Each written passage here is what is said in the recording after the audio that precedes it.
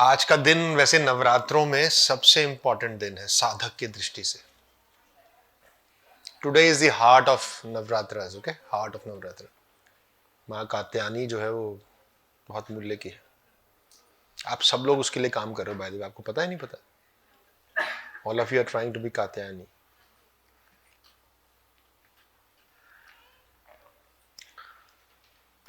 जो confidence power excellence workshop होता है, उसका जो कॉन्फिडेंस है वो कात्यायनी है। पावर कालरात्रि और excellence is Gauri. Okay, so it is that important. अगर आप देखोगे तो माँ काली को लेके या कालरात्रि को लेके सबसे अधिक जो है वो नासमझी है। सबसे कठिन अगर समझना किसी देवी को है तो वो कालरात्रि है। ये सुनो,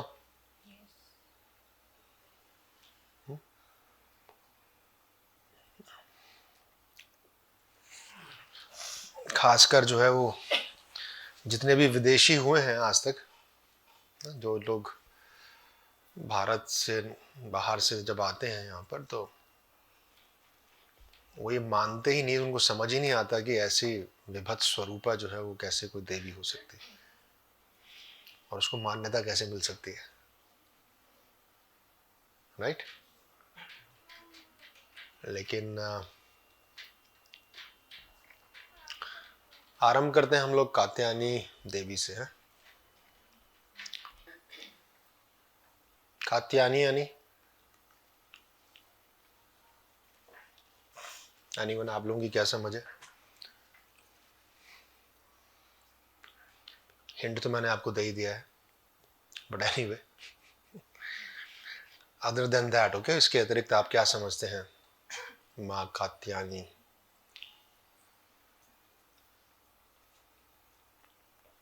अभी नवरात्रि मनाते हो आप लोग इतने?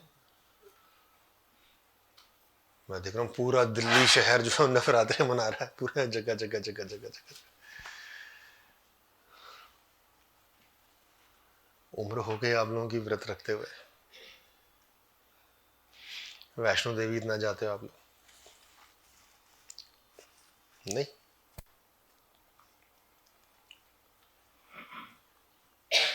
माता के दरबार में आप जाते रहे हो,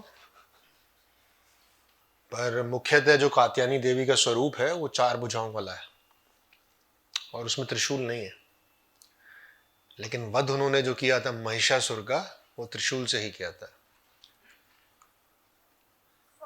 राइट? और आज जो है महिषासुर का संहार होना है। कात्यायनी की जो कथा है वो कात्यायनी बना है कात्यायन से। राइट? कात्यायन यानी कतकेयान, कतकेयान यानी कत के वंशज। ठीक है, कत्य। तो कत्य ऋषि जो हुए, एक ऋषि हुए कत्य,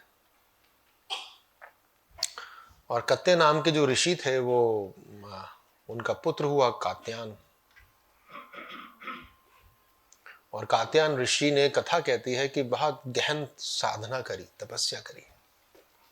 सर्दी, गर्मी, वर्षा, सूखा, बाढ़, सभी तरह की ऋतुएं, लेकिन वो तटस्थ, एकाग्र, स्थिरवत साधना में बने रहे। कत्ते का अर्थ होता है, एक का धातु से बना है, का जमा त्या। राइट?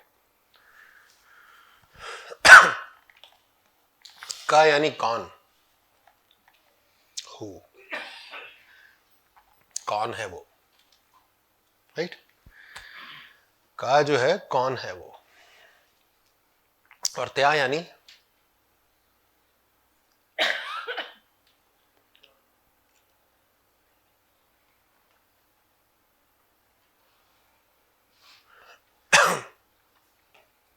जिसको दृढ़ता से धारण किया जा सके। जो दृढ़ता से धारण किया जाता है वो है त्या। तो जिसने कौन को, जिसने उस रहस्य को, कौन है वो, ओके, उस रहस्य को जिसने दृढ़ता से धारण किया हुआ है वो है कत्ते। कत्ते का एक अर्थ शुद्धता भी होता है, कत्ते का एक अर्थ जो है वो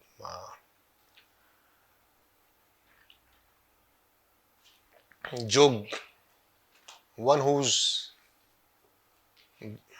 बीइंग डीप, राइट, जो जो गहरे में बैठा है।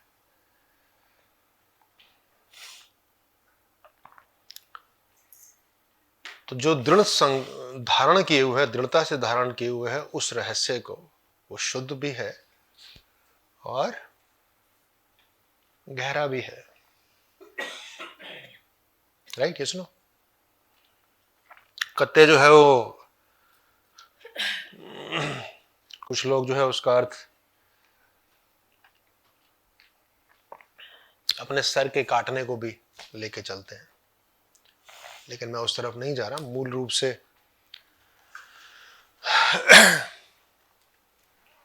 कत्ते यानी जिसने जीवन की शाश्वतता को धारण कर लिया है,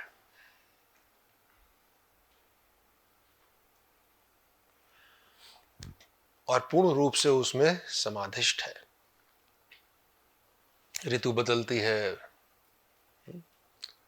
लेकिन वो अडिग, अकंप, स्थिर।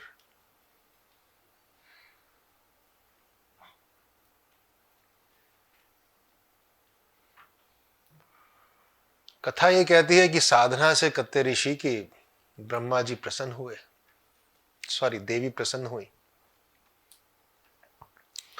और कहा कि आप मुझसे वरदान मांगे। तो देवी से, जो मां जगदम्बा से, कत्ते ऋषि ने वरदान स्वरूप माना कि आप मेरी घर में पुत्री के रूप में जन्म लें। सुना होगा आपने कथा? नहीं सुना आपने कथा? कैसे हिंदू हो आप लोग, लानत है आप लोगों पर।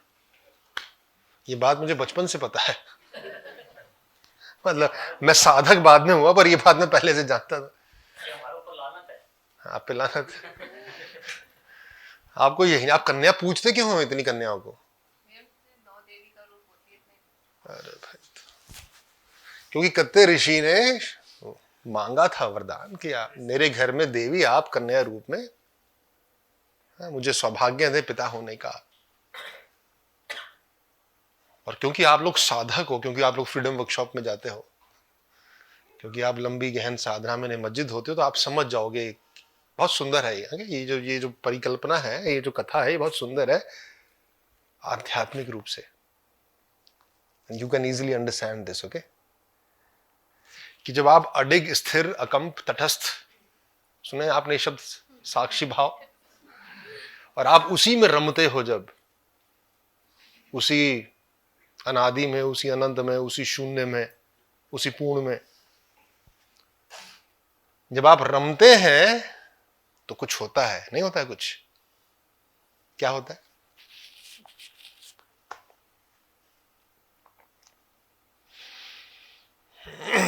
बहुत कुछ होता है, नहीं? पीड़ा होती है, माता जगती है। पीड़ा आती है आपको, आप जो है फिर जिब्रिश भी करते हो, फिर आप जो है वो उठा पटक भी करते हो, उछल कूद भी करते हो, आप बहुत कुछ करते हो। लेकिन अगर आप अडिग, स्थिर, अकंप बने रहो तो फिर माता जगती है। नहीं जगती माता?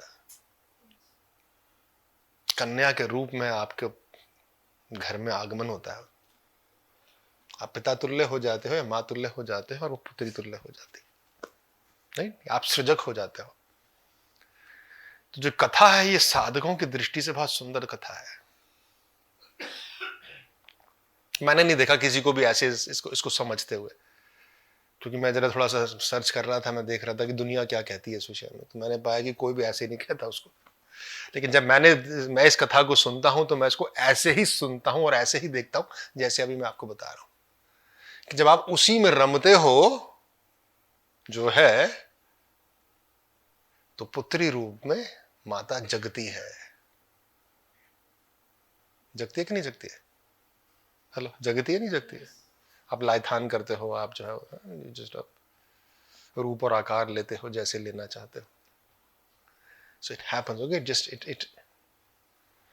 There's an explosion of energy, एक विस्फोट होता है ऊर्जा का।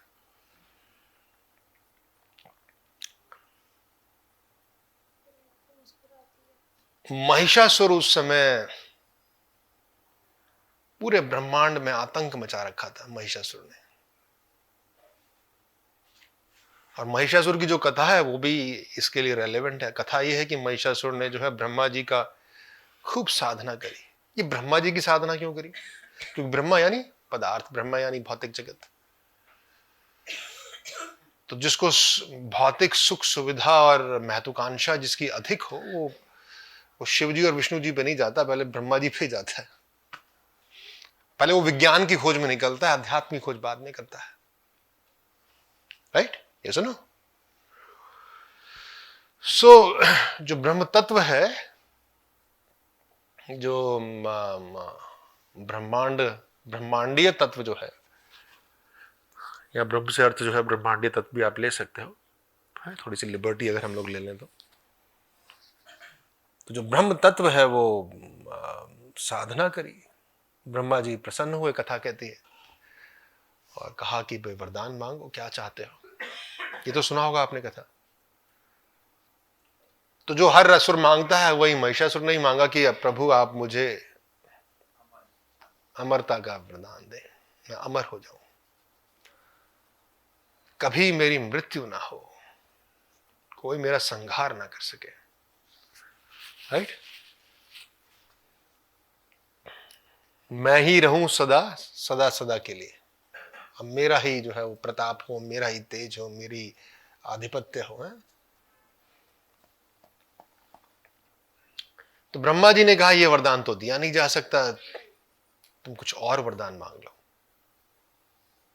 हर बार यही होता है, हर बार ब्रह्मा जी, हर असुर यही कहता है, हर असुर को ब्रह्मा जी यही कहते हैं, नहीं कहते हैं कि भाई अमर का वरदान तो नहीं मिल सकता, लेकिन तू कुछ और मांग ले। तो महिषासुर ने कहा कि ठीक है, आप मुझे कोई देव, मुझे कोई असुर, कोई मुझे पुरुष, कोई मुझे जीव जंतु कोई ना मार सके, अगर मेरा वध हो तो केवल एक स्त्री के हाथों हो। सो शॉविनिस्टिक, ऐसा जेंडर बायस, क्योंकि उसे लगा कि स्त्री तो कमजोर होती है बेचारी, भोग की वस्तु होती है, तो इसलिए कि स्त्री में क्षमता नहीं हो सकती कि मेरा संहार कैसे। तो वरदान मांगा कि बस कोई स्त्री ही मेरा वध कर सकती है, बाकी कोई नहीं कर सकता। ये कथा है, सुनी होगी कथा, तो आपने नहीं सुनी है? कुछ लोगों ने सुनी है, चलो अच्छी बात है, कुछ नहीं। तो ब्रह्मा जी ने तथास्तु कहा और विलीन हो गए।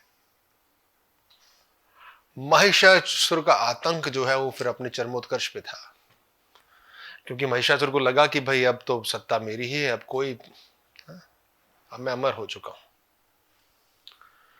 महिषासुर जो तत्व है वो दमन का, शोषण का, भोग का, वासना का, नियंत्रण का। राइट? जो शोषण तत्व है, दमन जिसे कहते हैं, वो आप समझ रहे हैं, अथॉरिटी जिसे कहते हैं उनकी, जिसकी लाठी उसकी भैंस, बस मेरी चलेगी। और जो अत्याचार जिसे कहते हैं, क्रूरता,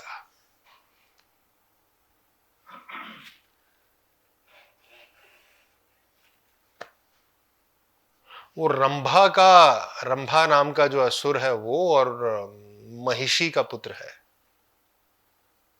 तो महिषी जो प्रतीक है वो भोग का और मूलता का प्रतीक है।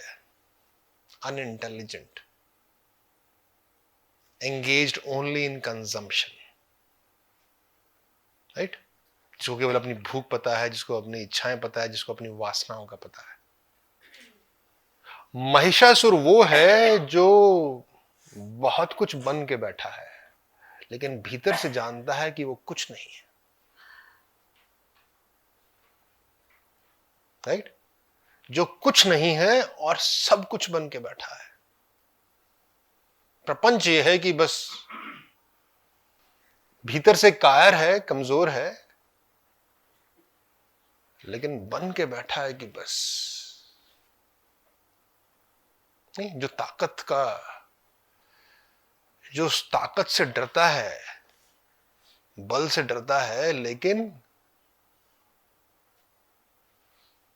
अपने सर्वनाश से भयभीत जो है वो अपने बल को ही सबसे बड़ा कवच समझता है, भीतर से डरा है, भीतर से भयभीत है पूरी तरह। लेकिन दूसरा उसे, इसलिए दूसरे को नियंत्रित करो, उनके आधिपत्य रखो। तो मद है, राजा होने का, सत्ता का जो मद होता है, मद है, एक नशा है, राइट? मद का मतलब एक नशा है। और वो समझता है कि कहीं कोई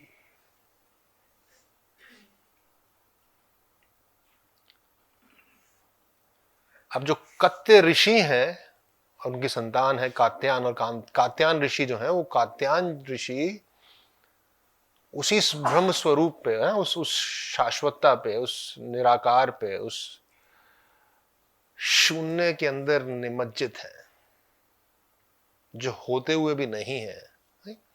दूसरे अर्थों में जब वो शून्य हो जाते हैं, जब वो नाकुछ हो जाते हैं,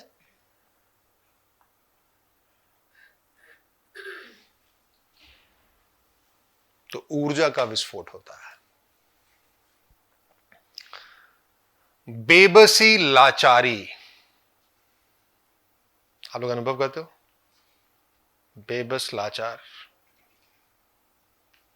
शोषण उसी का हो सकता है जिसका कोई लोभ हो। हेलो। ठगा उसे ही जा सकता है जिसका कोई लोभ हो। जिसके पास लोभ नहीं है, लोभ शून्य व्यक्ति को कभी भी ठगा नहीं जा सकता, राइट? अगर आपका कोई निहित स्वार्थ है, तभी आपका शोषण दमन संभव है।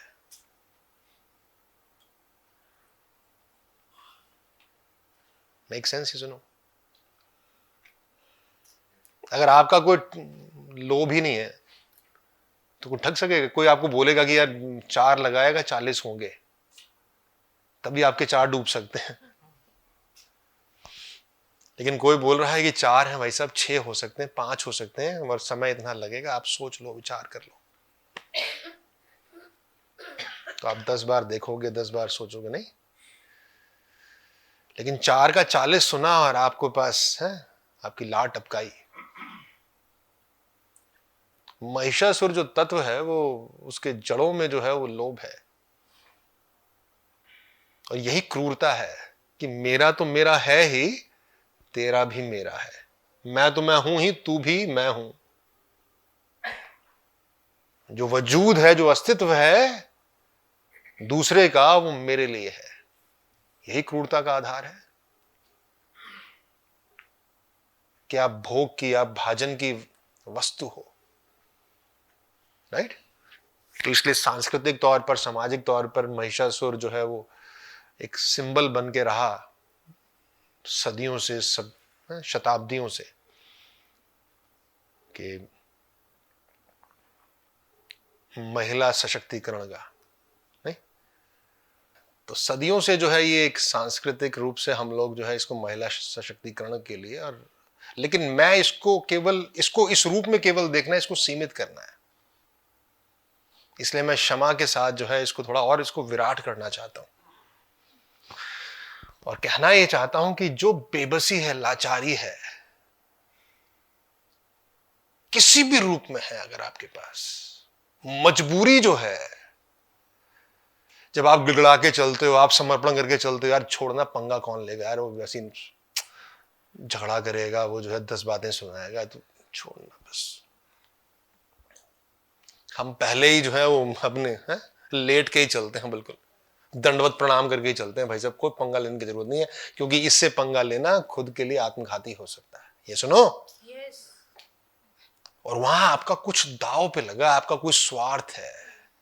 वो छवि हो सकती है, सुरक्षा हो सकती है, वो आपका कोई लोभ हो सकता है, आपकी कोई कामना हो सकती है।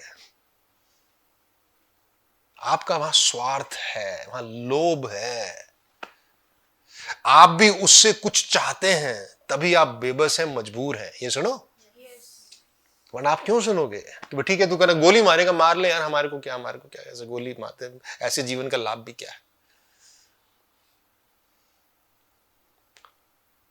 जो कात्यायन ऋषि हैं वो इसी के प्रतीक है कि महिषासुर का आतंक है, लेकिन वो सभी मौसमों को, सभी ऋतुओं को, सभी तरह की परिस्थितियों में वो अडिग अकंप रमते हैं उसी ब्रह्म स्वरूप में, उसी शाश्वत में, उस शून्य में। और जब ऐसा वो रमते हैं वैराग्य भाव में, कात्यायन जो माता है उनके एक हाथ में जो है वो पुष्प है कमल का, जो कि असंग निर्लिप्त, कि आप जो है वो बाह्य जगत से अपनी इंद्रियों को पीछे खींचकर स्वयं में निमज्जित है। यही है कमल, राइट। और उनके दूसरे हाथ में एक तलवार है,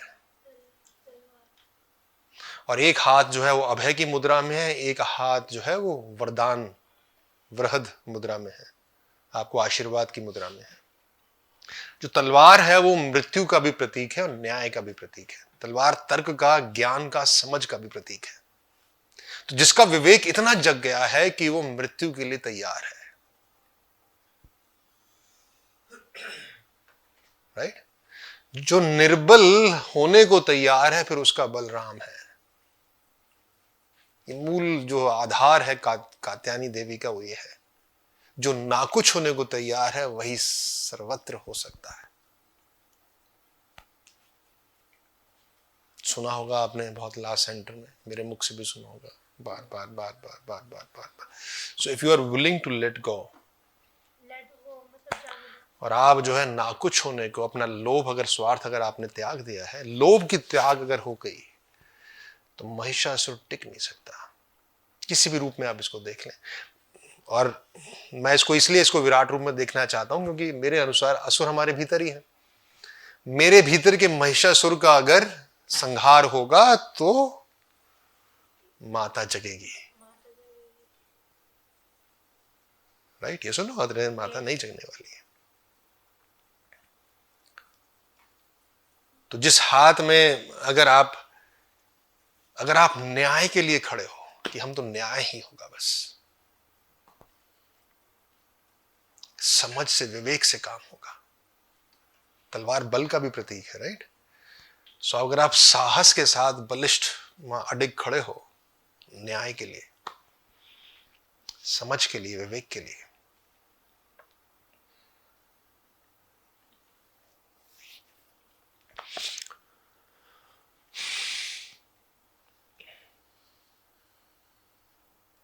तो महिषासुर जो है वो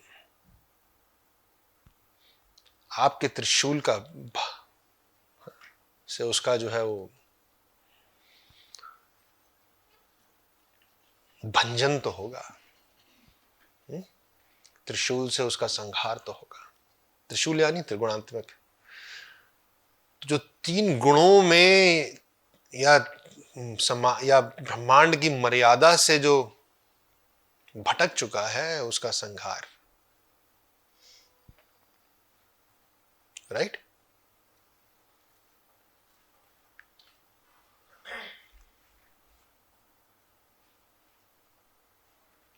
कथा कहती है कि कात्यायनी देवी जो है वो महिषासुर के आतंक को देखकर ब्रह्मा, विष्णु, महेश तीनों ने देवताओं की गुहार पर अपने मुख से नाद किया, और उस नाद की ऊर्जा से जो है वो कात्यायनी देवी प्रकट हुई। ब्रह्मा, विष्णु, महेश यानी तीनों गुणों से, भूत, भविष्य, वर्तमान, सृजन, विनाश और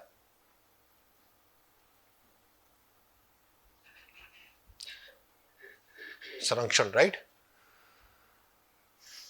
भौतिक, आध्यात्मिक और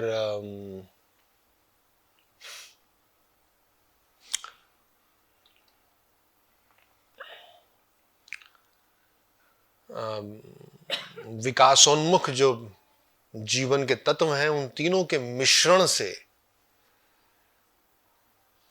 जो है वो, जब आप ध्यान में जाते हैं तो you not only work on your body, your energies, but you also work on your mind, you also work on your future. तो आप अपने भूत पे भी काम करते हो, भविष्य पे भी काम करते हो, वर्तमान पे भी काम करते हो, राइट? ये आपके सभी तत्वों पे काम करता है। तो जीवन के समग्र तत्व के ऊपर जो है वो इसका बहुआयामी असर पड़ता है, तब जाकर माता की जागृति होती है, राइट? तो ब्रह्मा विष्णु महेश जो है वो तीनों ने मिलके जो है वो अपने नाद से जो है वो देवी की उत्पत्ति करी और कात्यायन ऋषि के घर जो है वो पुत्री के रूप में प्रकट हुई। ये कथा है। जब मैं कहता हूं ब्रह्मा विष्णु महेश तीनों ने मिलकर जो है वो जन्म लिया, तो मैं यहां पर मेरा मूल जो रुझान है वो है कि जीवन के जितने भी तत्व है ना, जैसे वेदांतिक दृष्टिकोण से अगर आप देखोगे तो हम कहते हैं कि जी पंचकोशी हमारी हमारा मायागत स्वरूप है। तो आपको उन पंचकोशों पे भी और उसको आपके चेतस पे भी, चेतना पर भी, मन पे भी और आपके पांचों इंद्रियों पर भी, सभी पे सभी की भूमिका जो है वो मूल्यवान है, अन्यथा जो है ऊर्जा जगेगी नहीं। अगर एक तत्व है, लोभ अगर नेगेटिव शेड है महिषासुर का, महिषासुर जो असुर तत्व है, तो जो कात्यायनी देवी है, माता कात्यायनी जो है वो कॉन्फिडेंस का प्रतीक है। मैं अकेली काफी हूं। और कथा भी बड़ी प्यारी है। कात्यायनी महिषासुर का संहार कैसे किया? कि वो विंध्याचल में विंध्यावासिनी बनकर वो वहां जो है एकांत ध्यान में मग्न थी, और महिषासुर को जो है वो संदेशा आया कि ऐसे ऐसे, उसके जो गुप्तचर थे उन्होंने बताया कि ऐसे ऐसे एक बहुत सुंदर, सुंदर यानी जो शुद्ध है, जो पवित्र है, वही तो सुंदर है, एकाकी में है, और इतनी जो है वो अनुपम उसका सौंदर्य है कि हे त्रिलोकाधिपति, आपको ही उससे विवाह करना चाहिए। कथा तो यह है। और फिर उसने अपने सैनिकों को भेजा बुलाने के लिए। तो कात्यायनी माता ने कहा कि भाई उसको बोलो जो मुझसे विवाह करना चाहता है, प्रस्ताव लेके स्वयं आए।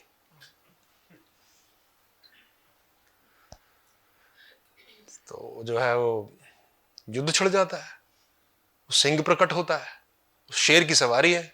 शेर यानी स्वयंभू, शेर यानी एकाकी।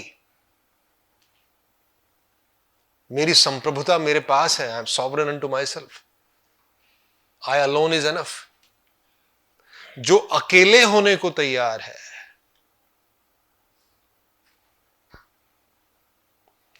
कॉन्फिडेंस तो उसी के पास है, जन्म वहीं लेता है, प्रस्फुटन होता है, राइट? सो जो स्वयं में लौट आता है, अपनी इंद्रियों को वापस खींच लेता है कमल पुष्प की भांति, और उसी के भीतर रमता है, तो वहां जो विस्फोट, जो प्रस्फुटन होता है उस इनफाइनाइट कॉन्फिडेंस का, कि सारी इच्छाएं, मैं जो करना चाहूं करने की क्षमता मुझ पे है। ये जो कॉन्फिडेंस है कि जो मैं होना चाहूं, जो मैं करना चाहूं, शास्त्रगत जो है वो जो गुण माना गया है, जो जो सिद्धि है, अष्ट सिद्धियों में जो सिद्धि है आज मतलब कात्यायनी देवी से जुड़ी हुई, वो है पराकाम्य। पराकाम्य यानी परम काम्य, जो आप the highest desires of you, okay, highest wishes of you, वो जो क्षमता है पराकाम्यता की, वो कात्यायनी देवी है, राइट? और उसका आधार क्या है? जो वल्नरेबल होने को, जो ओपन होने को, जो who is willing to be all unto herself और हिमसेल्फ, उसके भीतर ये प्रस्फुटन होता है। और कथा बड़ी प्यारी है कि वो फिर जो है वो जब उसके सेनापतियों का संहार हो जाता है, तो फिर अपनी फौज फाट कर लेके पहुंचता है। चिक्षुर नाम का उसका सेनापति है। चिक्षुर है, लगता है चक्षु से उसमें कुछ संबंध है? मैंने बहुत खोजा, मैं उसका संधि विच्छेद करना चाहता था लेकिन मुझे मिला नहीं। ओके, पर मुझे लगता है कि उसकी ध्वनि से आप देखोगे तो चक्षु से उसका कुछ संबंध, लोचन से कुछ संबंध है उसका, आंखों से कुछ संबंध है, वासना से उसका संबंध है। क्योंकि ऐसे भोगी का, ऐसे कामी का जो जो जो जो सेनापति होगा वो आंखें ही हो सकती हैं।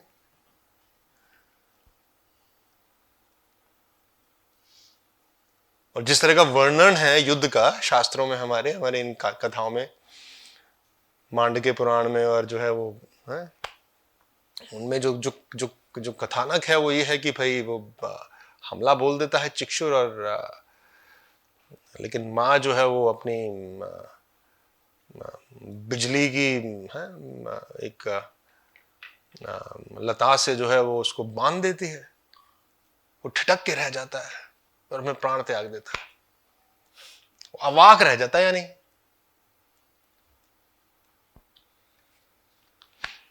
आंखें खोज तो कुछ और रही थी लेकिन मिलता कुछ और है। वो सोच ही नहीं पाता कि देखने में तो बड़ी सुंदर कोमल, ये तो भीतर से तो अग्नि है। वो इस विस्फोट जो होता है सो ध्वस्त हो जाता है।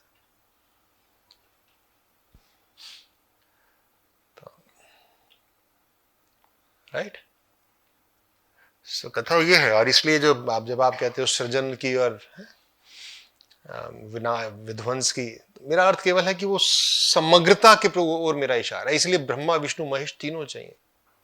ये प्रश्न है बड़ा, अभी समय नहीं है मैं लेना, इसलिए अभी मैं लूंगा नहीं, पर ये सवाल आप पूछ सकते हो, क्यों किसी असुर का संहार विष्णु के हाथों हो रहा है, किसी का शिव के हाथों हो रहा है, किसी का ब्रह्मा जी डायरेक्टली तो किसी का भी नहीं करते, इनडायरेक्टली करते हैं। ऐसा क्यों है? भूमिका कहीं ब्रह्मा जी की है, कहीं शिव जी की है, और ज्यादातर तो विष्णु जी की है। ऐसा क्यों है?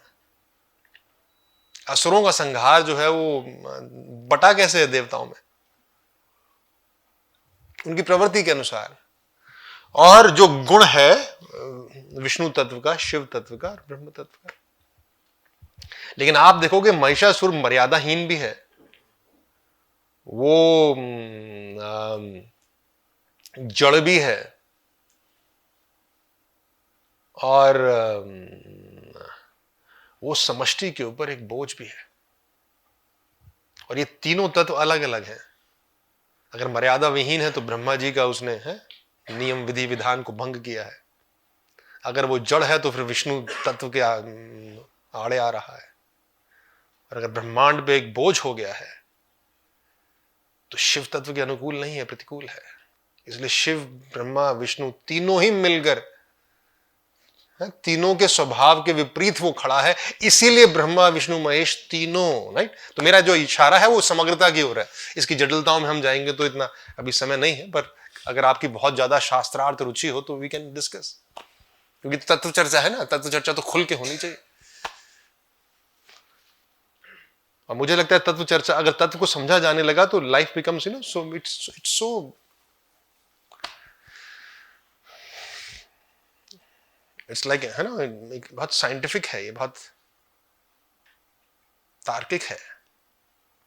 काव्य भी है लेकिन काव्य में तर्क है, काव्य में एक संबंध है। ये काव्य ऐसा नहीं है कि कुछ भी वाला मामला नहीं है। Okay okay, so this is the confidence is Katyayani Devi.